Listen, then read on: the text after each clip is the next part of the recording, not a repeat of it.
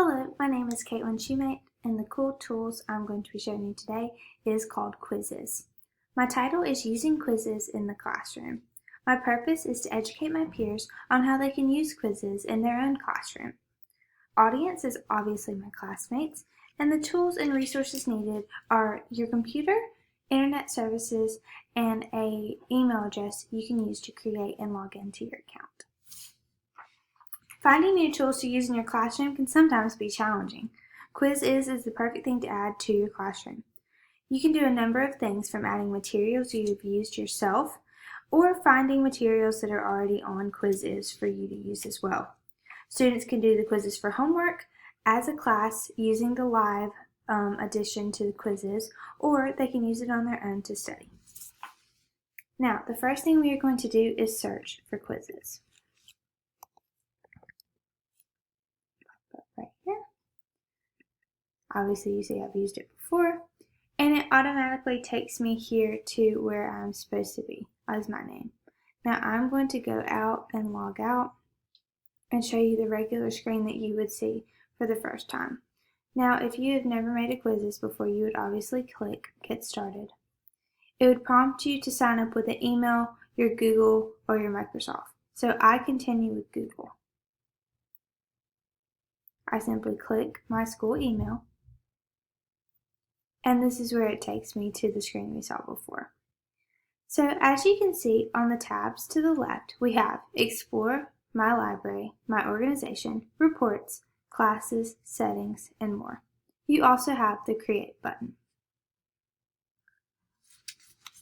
So our first segment is going to be looking at Explore and My Library. So if we click Explore, which is what we are on, Explore allows you to search for just about everything. I'm going to search for Julius Caesar.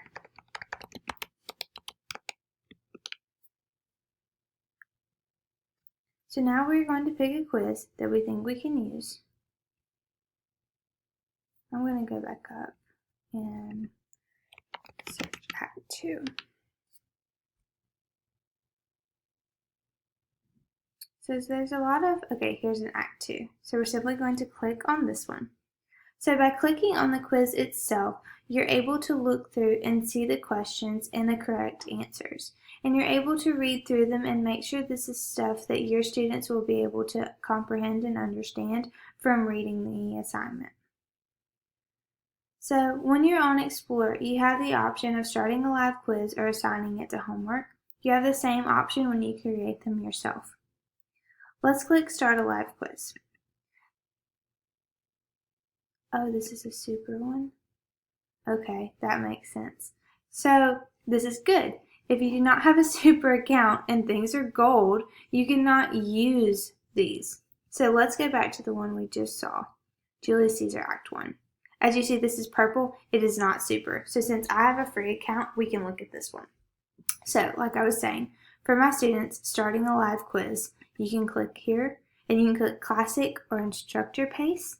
I like to click Classic because it just allows my kids to move through at their own pace and they're not being rushed.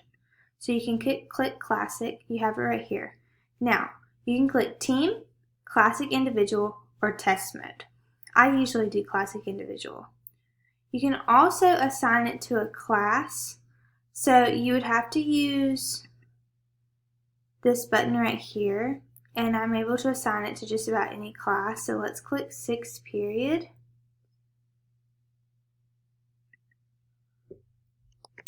So we'll just put Julius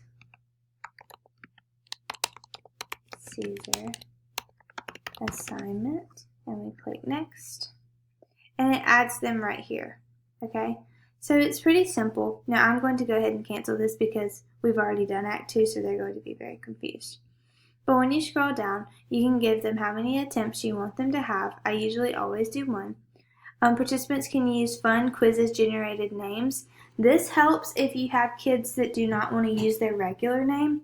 This way, when they see their names up on the leaderboard, other students can't see if they're doing poorly or not, which sometimes helps if students are struggling with the content that you're currently teaching. Show answers during activity, I always click off. Show answers after activity, I always click off. because if students finish before others, you don't want them giving them the answers, and then you have a false sense of how well they understand the content. Down here you have power-ups. I always have that off. You would have to turn on show your leaderboard to enable the power-ups. So if you don't want your kids to be able to simply use power-ups to get a higher score, which is not showing their actual knowledge of the content, you keep that turned off. So once you click Classic, you can click Continue, and it'll simply generate a code that they can enter by going to joinmyquiz.com. I always have this up on my whiteboard, that way the students can look at it and enter it in. Now, we could also share it via Google Classroom since they are linked to my quizzes, but I don't use that feature very often because it sometimes junks up their Google Classroom, so we find this to be easiest for our classroom needs. So if we go back, we are now going to go to My Library. So, in My Library, it shows quizzes that I have currently liked or used. You can see the ones that are strictly created by me, which are these two, previously used, which are these four, ones that I might like to use for later, which is right here, and then if you had stuff that was shared with you from other teachers, it would be here, and drafts, a lot like an email, something you've started that you're not yet finished with, it would show up right here. Now, if you go to Created by Me, you can simply click on a quizzes that you've already created. You look through your questions, and let's say you want to add one more. We're simply going to click Edit. You're going to scroll down, and it's going to prompt you. Do you want a multiple choice question, a poll question, fill in the blank, open-ended, draw question, or a slide?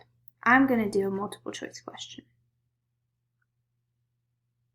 Then we're going to click Create a New Question, and we'll simply type it in here. What family is Romeo from? Now, all I'm going to do is type in Montague and Capulet. I'm going to make this one be the answer, the correct answer, and obviously this one is the incorrect answer, and then we are going to click Save. Now, once you do that, it automatically gives you only those two answer choices. It's not going to have two more that are blank. Now, when it comes to creating a brand new quiz, you can go back to Quizizz. Well, you want to save this first now that you've added a question. I'm getting ahead of myself. Let's say you want to create a quiz. You simply click Create right here. It's going to ask you for a new quiz or a new lesson. You can click New Quiz. You can add your title, whatever subject you're using, and then you can start to add the questions. Now, when you click Edit, it'll show you the perfect things you need to have to create the perfect quizzes. They call it a quiz quality score. You want to pick a relevant quiz name, which I did. You want to add a quiz image, which I also did. Add grades, which you add, usually it shows up right in here. It says KG University, but usually it'll say 9th or 10th grade or something like that. And then you'll add at least 4 questions, which I had 5, and we just added a 6th. So this makes your quiz quality score a 10 out of 10, which they think is suitable. In the next segment, we are going to talk about my organization and reports. So my organization simply takes me to Wetumpka High School, which is the school that I currently teach at. It shows me the educators that are currently signed up and using Quizlet. It shows me how many questions have been answered from my organization, how many activities have been hosted, and how many active teachers we have. Here you can change your school, you can share the demographics of your school, or you can invite new teachers that might not know what Quizizz is.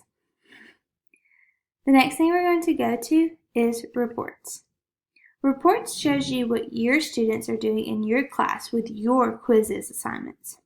As you can see, some of these were completed 4 days ago, 6 days ago, 8 days ago, all the way back to 4 months ago.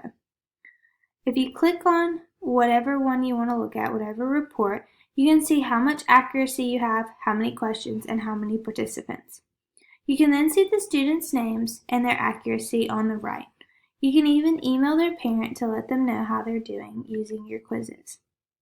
It's really nice because you can look at and see what they're getting right, what their score is, and what they're getting wrong. If you click questions, you can see how many students chose this question correctly and how many did not. Overview gives you a breakdown of what that student individually chose.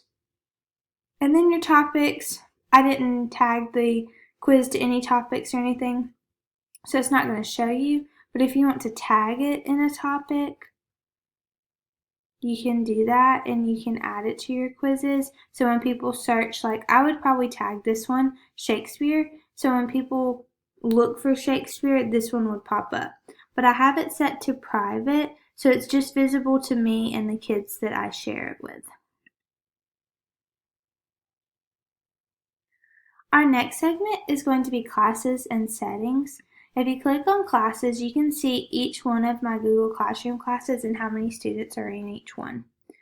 Since it's logged to Google Classroom, I'm able to simply click on what period I want, and I can assign them any kind of work or anything I want them to complete. I can see parent reports, and then I can go back to all my other classes. If you move on to settings, it simply has your email, your username, your language, your password. You can update your password here or convert to student accounts.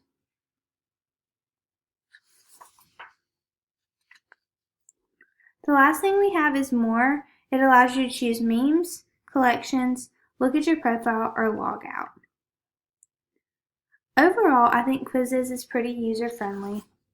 It allows the students to do things in a different way rather than just taking quizzes on pen and paper or using a Quizlet to study. Quizizz is a fun, cool tool to add to your everyday classroom experience. From exploring what it has to offer to your library where you get to create content for your own students, you have a variety of choices to use in your classroom every day. Your organization shows you what your school is doing with Quizizz. How are they using it? How many questions have been answered? And then reports gives you the reports on your own students. How well are they understanding the content that you're teaching in your classroom? And how well are they doing as far as following directions, answering questions, and comprehending the story or the lesson? Your classes allow you to easily log in and add Quizizz directly to Google Classroom, and the settings allow you to change whatever you need to from day to day. I hope you enjoyed this Quizizz Cool Tools presentation, and I look forward to talking to you soon. Thank you. Have a good night. Bye-bye.